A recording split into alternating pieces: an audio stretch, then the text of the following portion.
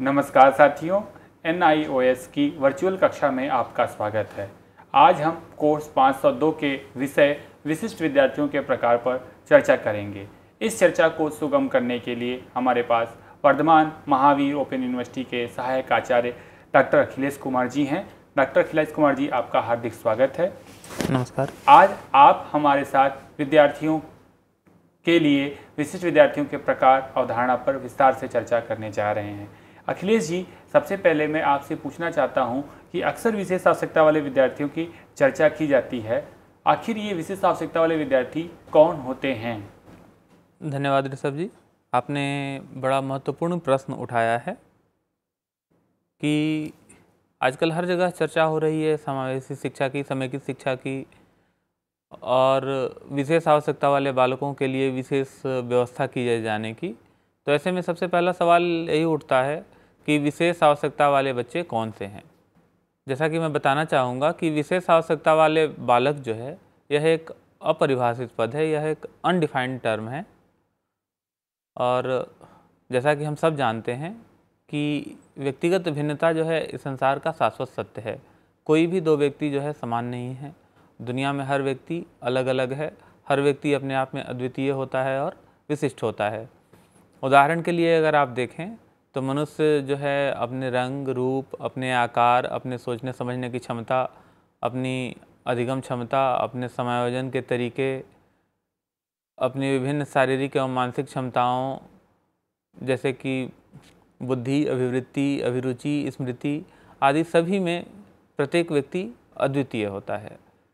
विशेष आवश्यकता की अगर बात करें तो विशेष आवश्यकता में सामान्यतः उन बच्चों को रखा जाता है जो सामान्य बालकों से, एक औसत विद्यार्थी से, एक औसत बालक से अपने अधिगम आवश्यकताओं में भिन्न होता है। हालांकि जैसा कि ऊपर हम चर्चा कर चुके हैं कि विशेष आवश्यकता जो है एक अपरिभाषित पद है, उसको किसी परिभाषा में नहीं बांधा जा सकता है, क्योंकि दुनिया में हर आदमी अद्वितीय है, हर आदमी एक दूसरे से भिन्न है। लेकिन जो बच्चा अपनी आवश्यकताओं में एक औसत बालक से भिन्न हो, उसे विशेष आवश्यकता वाले बालक माना जा सकता है। National council of special education 2014 के अनुसार व्यक्ति की विभिन्न शारीरिक एवं या मानसिक क्षमताओं का सीमित होना, जो विभिन्न शैक्षिक क्रियाकलापों में उसकी सहभागिता एवं उससे होने वाले लाभ को सीमित कर देते हैं, वह विशेष आवश्यकता वाले बालक माने जा सकते हैं। इसका कारण कोई दीर्घावधि शारीरिक, संवेदी, मानसिक अथवा अधिगम अक्षमता हो सकती है, या कोई अन्य कारण ऐसा हो सकता है जिसके परिणाम स्वरूप व्यक्ति की अधिगम आवश्यकताएं उन व्यक्तियों से भिन्न होती हैं जो इन स्थितियों से प्रभावित नहीं हैं। ऐसे में अगर आप देखें तो national council of special education की विशेष आवश्यकता वाले बालक की यह परिभाषा जो है वो विशेष आवश्यकता के कई आयामों को उजागर करती है। जिसमें पहला आयाम है विशेष आवश्यकता का कि विभिन्न शारीरिक या मानसिक क्षमताओं का सीमित होना। विशेष आवश्यकता वाले बालक वो बालक माने जा सकते हैं जिनका किसी कारण से शारीरिक या मानसिक क्षमता सीमित हो गई है और जो उनको कक्षा में संपूर्ण सहभागिता में बाधा उत्पन्न करता है। संपूर्ण सहभागिता उनकी कक्षा के विभिन्न क्रियाकलापों में नहीं होने देता। साथ ही कक्षा में शिक्षण से जो उनको लाभ प्राप्त होना चाहिए था वो लाभ भी सीमित हो गया है। वो विशेष आवश्यकता वाले बालक की श्रेणी में रखे जा सकते हैं। एक और जो विशेष आवश्यकता का आयाम इस परिभाषा में उजागर होता है वो है कि इसका कारण जो है कोई भी दीर्घावधि, कोई छोटी अवधि का या कोई टेम्पररी प्रॉब्लम ऐसा हो जिसके कारण व्यक्ति की क्षमताएं सीमित हो गई हों, जो बाद में ठीक हो सकता हो और बाद में व्यक्ति एक सामान्य व्यक्ति की तरह फंक्शन कर सकता हो, तो उसको हम विशेष आवश्यकता में नहीं मानेंगे। विशेष आवश्यकता होने के लिए इस स्थिति को दीर्घावधि का, लंबी अवधि का, लंबे समय का होना आवश्यक है। तो कोई दीर्घावधि शारीरिक, फिजिकल, संवेदी, सेंसरी, मानसिक, मेंटल या फिर अधिगम से संबंधित अक्षमता हो सकती है। सारांशतः विशेष आवश्यकता वाले बालक वो बालक हैं जिनकी आवश्यकताएं जो है विशेष होती हैं इस संदर्भ में कि उनकी शारीरिक क्षमता या मानसिक क्षमता सीमित हो गई है जो उनके अधिगम को प्रभावित करती है और वे उन व्यक्तियों की तरह फंक्शन नहीं कर पा रहे हैं पूरी तरह से शैक्षिक परिस्थितियों में, जो औसत श्रेणी के बच्चे हैं, सामान्य श्रेणी के बच्चे हैं। आपने सम्यक तरीके से विशिष्ट आवश्यकता वाले विद्यार्थियों की परिभाषा की। अखिलेश जी, हम आपसे जानना चाहेंगे कि विशिष्ट आवश्यकता वाले बच्चों की श्रेणियां कौन कौन सी हैं, कितनी तरह से हम इन्हें संप्रतीकृत करते हैं? जी, धन्यवाद ऋषभ जी। आपका दूसरा प्रश्न भी बहुत महत्वपूर्ण है। सबसे पहले तो इस संदर्भ में चर्चा करना चाहेंगे कि कोई भी निःशक्तता युक्त बालक जो है, पहले एक बालक है, निःशक्तता उसके बाद आती है। अतः शिक्षा का अधिकार उसका भी अधिकार है जो आम बालकों का अधिकार है। दूसरा कि जब भी हम वर्गीकृत करते हैं निःशक्तता युक्त बालक को, तब वहाँ का कानून, जिस भी देश के संदर्भ में हम बात करें, उस देश का कानून बहुत महत्वपूर्ण भूमिका अदा करता है। और निःशक्तता की परिभाषा अलग अलग देशों में अलग अलग हो सकती है। उदाहरण के लिए जो अमेरिका में निःशक्तता की परिभाषा है वह आइडिया से गवर्न होती है, आइडिया से निर्धारित होती है। आइडिया अर्थात individual with disabilities education improvement act 2004, इससे गवर्न होती है। और इसमें जो जो निःशक्तताएँ रखी गई हैं, जो जो दिव्यांगताओं की श्रेणियाँ रखी गई हैं, उस देश में सिर्फ वही श्रेणियाँ मान्य है। अगर हम अपने देश के कानून की बात करें तो हमारे देश में PWD कानून, persons with disabilities, equal opportunities, full participation and protection of rights act 1995 के अनुसार निःशक्तता की 7 श्रेणियाँ रखी गई थीं। लेकिन वर्तमान समय में इस कानून में 2016 में संशोधन हो चुका है और निःशक्तता की श्रेणियों में एक बड़ा परिवर्तन आया है। और निःशक्तता की टोटल 6 श्रेणियाँ रखी गई हैं, जिसमें 21 प्रकार की निःशक्तताओं का वर्णन किया गया है। तो पहले जहाँ PWD कानून 1995 में 7 प्रकार थे निःशक्तता के, वहीं अब निःशक्तता की प्रकार बढ़ करके 21 हो गए हैं। और कहना नहीं होगा कि इन श्रेणियों में आने वाले सभी बालक जो है वो विशेष आवश्यकता वाले बालक माने जाएंगे। आपने जिस तरीके से कानून की अवधारणा देते हुए विशिष्ट विद्यार्थियों की श्रेणियों की विवेचना की, उससे मन में एक उत्सुकता हो रही है कि आप इस निःशक्त जन अधिकार कानून के विषय में थोड़ा प्रकाश डालेंगे? हाँ, निःशक्त जन अधिकार कानून 2016 जो है, उसमें निःशक्तता की जो 6 श्रेणियाँ रखी गई हैं, उसमें एक श्रेणी शारीरिक अक्षमता की है, दूसरी श्रेणी बौद्धिक अक्षमता की है, तीसरी श्रेणी मानसिक रुग्णता की है, चौथी श्रेणी अक्षमता जिसका कारण गंभीर न्यूरोलॉजिकल विकार हो या रक्त विकार हो, ये है। 5वीं श्रेणी में बहुविकलांगता को रखा गया है और 6ठी श्रेणी में उन अक्षमताओं को रखा गया है कि कोई अन्य अक्षमता जो बाद में संसद के द्वारा नोटिफाई किया गया हो। हम एक एक करके देखेंगे कि इन श्रेणियों में कौन कौन से प्रकार की निःशक्तता या कौन कौन से प्रकार की अक्षमता पर विचार किया गया है और कौन कौन सी अक्षमता को समाहित किया गया है। अगर हम नए कानून के अनुसार अक्षमता के विभिन्न प्रकारों की बात करें तो उसमें पहली श्रेणी रखी गई है शारीरिक अक्षमता की। और शारीरिक अक्षमता की श्रेणी में उप श्रेणी है चलन संबंधी अक्षमता, दृष्टिबाधिता, श्रवण बाधिता, वाणी एवं भाषाई अक्षमता। अर्थात शारीरिक अक्षमता की श्रेणी को 4 उप श्रेणियों में बांटा गया है: चलन संबंधी अक्षमता, दृष्टिबाधिता, श्रवण बाधिता एवं वाणी एवं भाषाई अक्षमता। इनमें से जो चलन संबंधी अक्षमता में जो श्रेणियां रखी गई हैं वो हैं कुष्ठ रोग मुक्त व्यक्ति। कुष्ठ रोग मुक्त व्यक्ति से तात्पर्य उन व्यक्तियों से है जो कुष्ठ रोग से ग्रसित हुए और बाद में कुष्ठ रोग ठीक हुआ, लेकिन उनके अंगों की कार्यात्मक क्षमता को उसने प्रभावित किया। जैसे हाथ की उंगलियां ख़त्म हो गई हों, पैर की उंगलियां ख़त्म हो गई हों, तो उनके शरीर की कार्यात्मकता को प्रभावित करता है। हम प्रत्येक अक्षमता के प्रकार के बारे में और उनकी विशेष आवश्यकता के बारे में इससे अगली कक्षा में चर्चा करेंगे। इस कक्षा में हम संक्षेप में सभी अक्षमताओं के बारे में जानते हैं। दूसरा जो है चलन संबंधी अक्षमता में प्रकार रखा गया है डिसेबिलिटी का, वो रखा गया है प्रमस्तिष्कीय पक्षाघात या सेरिब्रल पाल्सी। सेरिब्रल पाल्सी में सामान्यतः क्या होता है कि बच्चे के चलन संबंधी अंग, लिम्स, हाथ, पाँव, इनका जो संकेत मस्तिष्क की ओर जाता है वो संकेत किसी भी कारणवश मस्तिष्क तक नहीं पहुंच पाता और इस वजह से वो शरीर का वह जो अंग है, वह जो लिम्ब है, वो अच्छे से काम नहीं करता या काम नहीं करता पूरी तरह से, जो समस्यात्मक होता है आदमी के लिए। तीसरी जो श्रेणी चलन संबंधी अक्षमता में रखी गई है वो बौनापन है। कई बार बच्चे एक्सट्रीमली शॉर्ट हाइट के रह जाते हैं। वैसे हमारे कानून में इसको 143 सेंटीमीटर से कम की हाइट को बौनापन की श्रेणी में रखा गया है। हम इन सारे पे चर्चा करेंगे अगली कक्षा में। मस्कुलर डिस्ट्रॉफी को रखा गया है चलन संबंधी अक्षमता में। मस्कुलर डिस्ट्रॉफी के बारे में आपको बताते चलें कि यह एक बहुत ही गंभीर आनुवंशिक रोग है, जिसमें कि बच्चे की मांसपेशियां धीरे धीरे उम्र के साथ गलने लगती हैं और एक अवस्था ऐसी आती है जब बच्चा जो है मांस का एक टुकड़ा सा रह जाता है, चलने फिरने में उसको दिक्कत। और सबसे दुखद यह है कि मस्कुलर डिस्ट्रॉफी का पता अगर प्रीनेटल प्रोसीजर्स यूज नहीं किए गए हैं, अर्थात ऐसा संदेह न हो, तो बच्चे के जन्म के काफ़ी बाद पता चलता है। बच्चे के जन्म के 4-5 साल 6 साल बाद पता चलता है, जब बच्चा चलते चलते फ्रीक्वेंट गिरने लगता है और उसकी स्पेसिफिक टेस्टिंग होती है, तब पता चलता है कि बच्चा मस्कुलर डिस्ट्रॉफी का शिकार है। और इसके भी कई प्रकार हैं, जैसे Duchenne muscular dystrophy, Becker's muscular dystrophy, जिसमें ड्यूसीन मस्कुलर डिस्ट्रॉफी सबसे सीवियर फॉर्म का है। तो मस्कुलर डिस्ट्रॉफी के कारण बहुत सारी कॉम्प्लिकेशंस आते हैं, जिसमें बच्चे में चलन संबंधी अक्षमता सबसे प्रमुख है।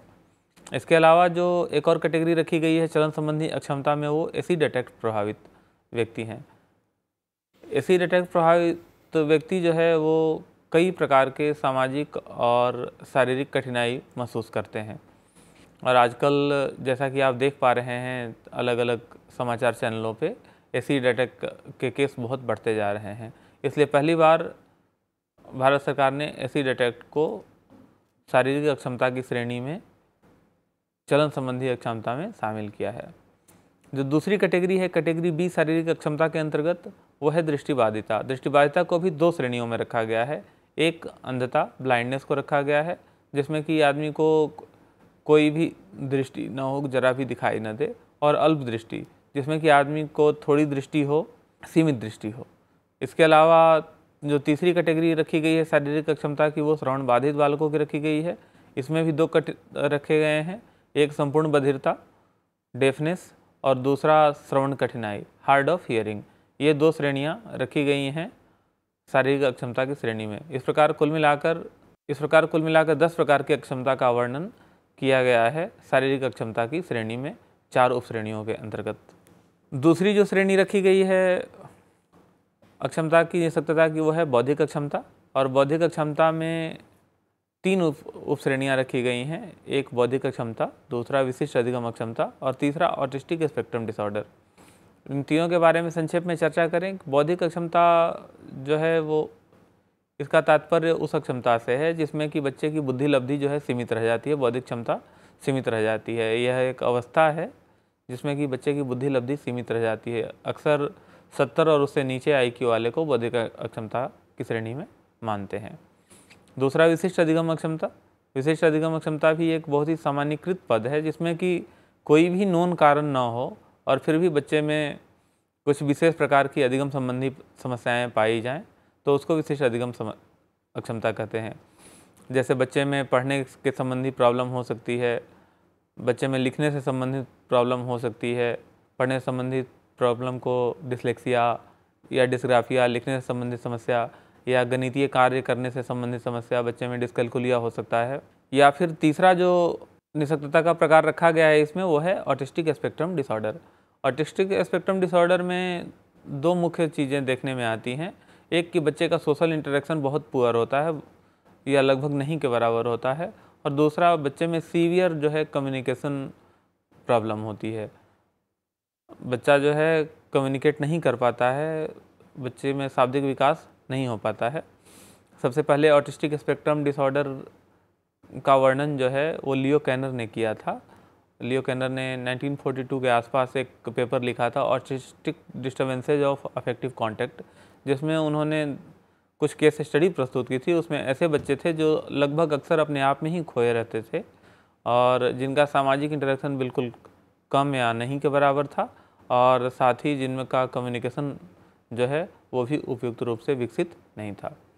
तीसरा जो कंडीशन रखा गया है मानसिक रुग्णता का, इसमें गंभीर मानसिक रोग रखे गए हैं, जैसे सिजोफ्रेनिया या एंजाइटी डिसऑर्डर या साइकोसिस, इस प्रकार के मानसिक रोग जिनको कि ठीक किया जा सकता है उनको रखा गया है।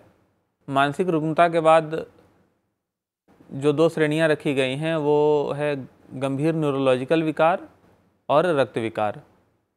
जो चौथी श्रेणी रखी गई है अक्षमता की, उसको 2 भागों में बांटा गया है। पहला वह निशक्तता जिसका कारण गंभीर न्यूरोलॉजिकल विकार हो, इसमें वो रखे गए हैं मल्टीपल स्क्लेरोसिस रखे गए हैं, और दूसरी जो श्रेणी रखी गई है वो पार्किंसन डिजीज की रखी गई है। और जो दूसरी श्रेणी रखी गई है वो रक्त विकार की रखी गई है। पहली बार 3 प्रकार के रक्त विकार अक्षमता की श्रेणी में शामिल किए गए हैं, हीमोफीलिया, थैलेसीमिया और सिकल सेल डिजीज।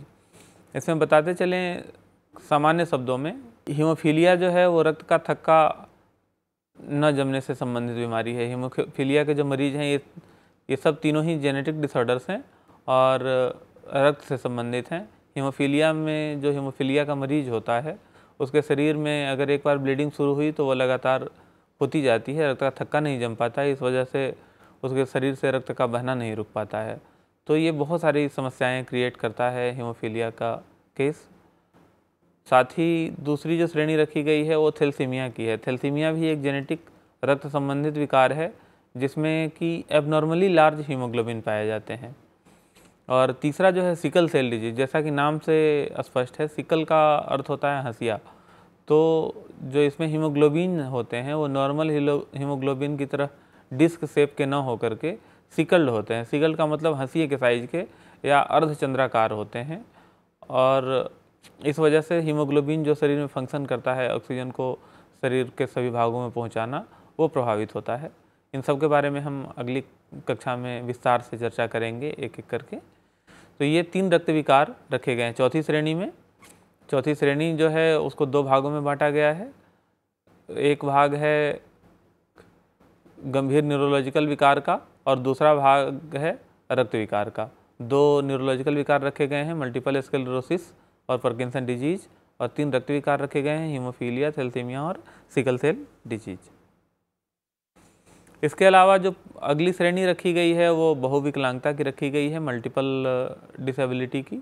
कई बार क्या होता है कि किसी बच्चे में एक के साथ साथ दूसरी विकलांगता भी पाई जाती है, जैसे बच्चे में मेंटल रिटार्डेशन के साथ ऑटिज्म का पाया जाना, बच्चे में ब्लाइंडनेस के साथ साथ मेंटल रिटार्डेशन का पाया जाना, बच्चे में हियरिंग इम्पेयरमेंट के साथ साथ ऑटिज्म का पाया जाना, हियरिंग इम्पेयरमेंट के साथ इंटेलेक्चुअल डिसेबिलिटी का पाया जाना। तो इस प्रकार का जो विकलांगता का क्षमता का कॉम्बिनेशन एक से ज़्यादा हो किसी व्यक्ति में, तो उसको बहुविकलांगता की श्रेणी में रखा गया है। ये भी बच्चे के संपूर्ण जीवन को बहुत गहरे में बहुत बुरे तरीके से प्रभावित करता है।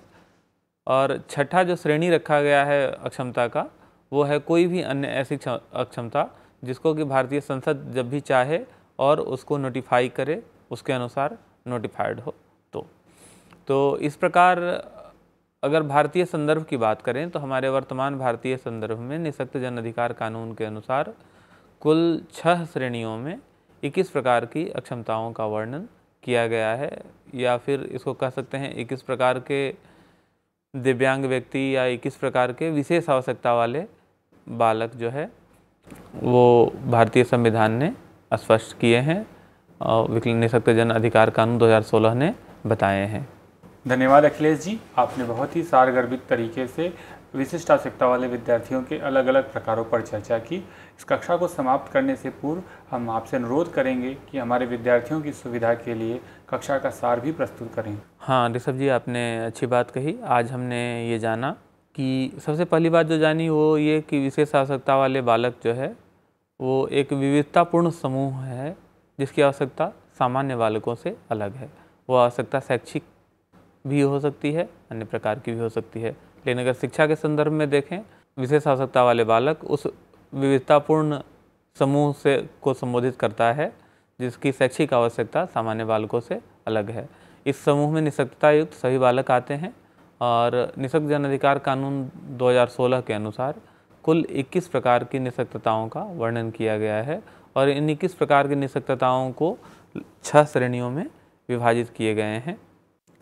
धन्यवाद अखिलेश जी आपके इस व्याख्यान के लिए। मैं NIOS की ओर से आपका विशेष रूप से आभार ज्ञापन करता हूँ। धन्यवाद।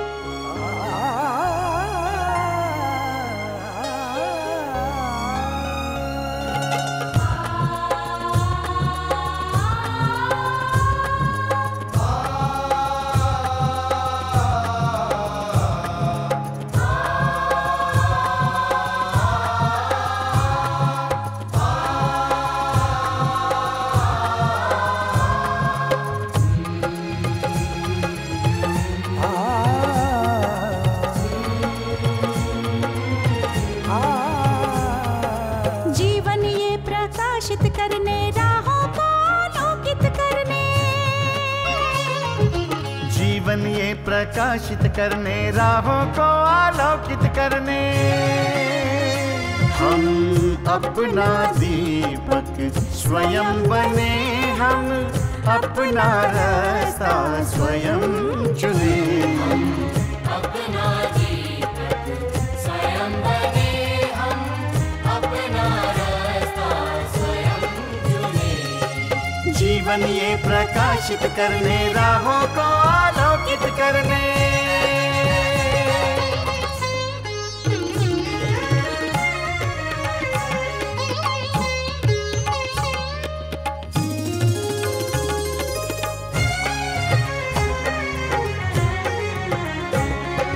धन साधन समय की सीमा से विद्यालय जो मुक्त हो, धन साधन समय की सीमा से विद्यालय जो मुक्त हो। कभी पढ़े हम कहीं पढ़े वे विषय की लोच से युक्त हो, कभी पढ़े हम कहीं पढ़े वे विषय की लोच से युक्त हो। मित्रों हम उठे और जागे, मंजिल आने की ध्वनि सुने, हम अपना दीपक स्वयं बने, हम अपना रास्ता स्वयं चुने। जीवन ये प्रकाशित करने राहों को आलोकित करने।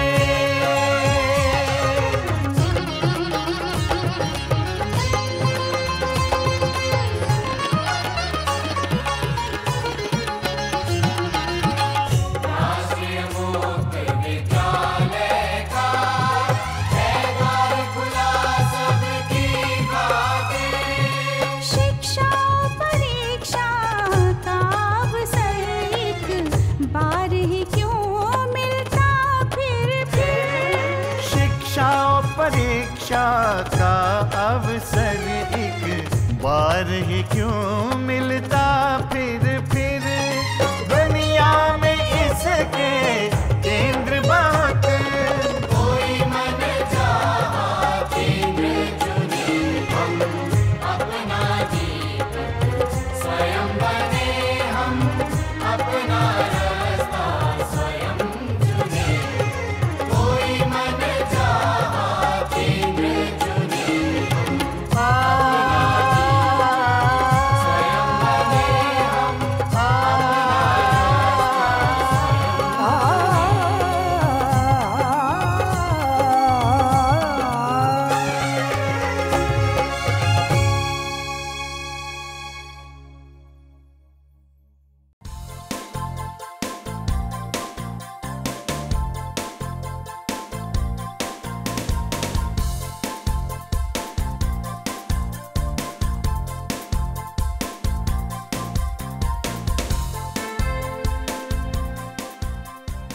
घर बैठे पाएं राष्ट्रीय मुक्त विद्यालय शिक्षा संस्थान यानी NIOS में एडमिशन, वो भी एकदम आसान तरीके से, जिससे शिक्षार्थियों को होगी समय और धन दोनों की बचत। NIOS से शिक्षा कभी भी कहीं भी। शिक्षार्थियों, क्या आप जानते हैं NIOS में एडमिशन लेने का सरल और सुगम तरीका, जिससे शिक्षार्थियों को ऑनलाइन प्रवेश लेने में सहूलियत मिलती है। NIOS में प्रवेश की प्रक्रिया पूर्णतया ऑनलाइन है। शिक्षार्थी घर बैठे इंटरनेट द्वारा प्रवेश के लिए सबसे पहले NIOS की वेबसाइट www.nios.ac.in पर लॉगिन करें। अपना ईमेल आईडी और पासवर्ड डालकर अपना पंजीकरण करें। पंजीकरण के बाद लॉगिन करने पर ऑनलाइन प्रवेश हेतु आवेदन पत्र खुलेगा। आवेदन पत्र को निर्देशानुसार भरें और प्रिंट आउट लें। इस प्रिंट आउट पर अपनी फोटो संलग्न करें। ऑनलाइन प्रवेश के लिए शुल्क हेतु भुगतान के तरीके हैं। क्रेडिट कार्ड के द्वारा, डेबिट कार्ड के द्वारा, राष्ट्रीयकृत बैंक के ड्राफ्ट के माध्यम से, जो कि सचिव NIOS नई दिल्ली या नोएडा के पक्ष में देय हो।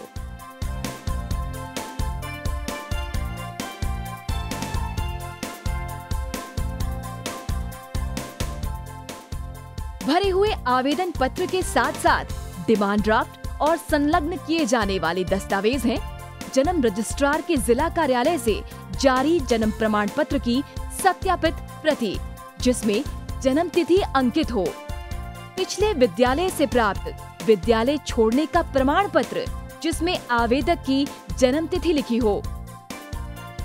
प्रवेश फॉर्म का प्रिंट आउट NIOS के संबद्ध क्षेत्रीय केंद्रों पर 10 दिनों में पहुंच जाना चाहिए, अन्यथा उचित दस्तावेज न लगे होने पर आवेदन फॉर्म रद्द किया जा सकता है। प्रवेश प्रक्रिया की पुष्टि होने के बाद शिक्षार्थियों को परिचय पत्र व अध्ययन सामग्री डाक द्वारा तुरंत पहुंचाई जाती है। ऑनलाइन प्रवेश एक बहुत ही सुगम और सुविधाजनक प्रवेश प्रणाली है। Online on time for safe and secure admission.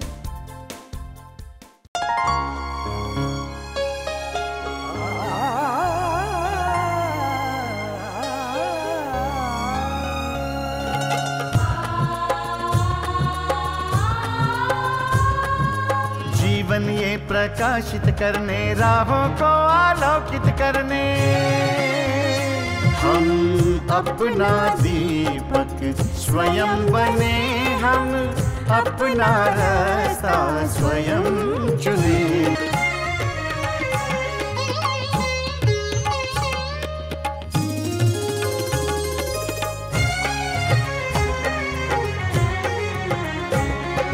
धन साधन समय की सीमा से विद्यालय जो मुक्त हो, धन साधन समय की सीमा से विद्यालय जो मुक्त हो। कभी पढ़े हम कहीं पढ़े, वे विषय की लोच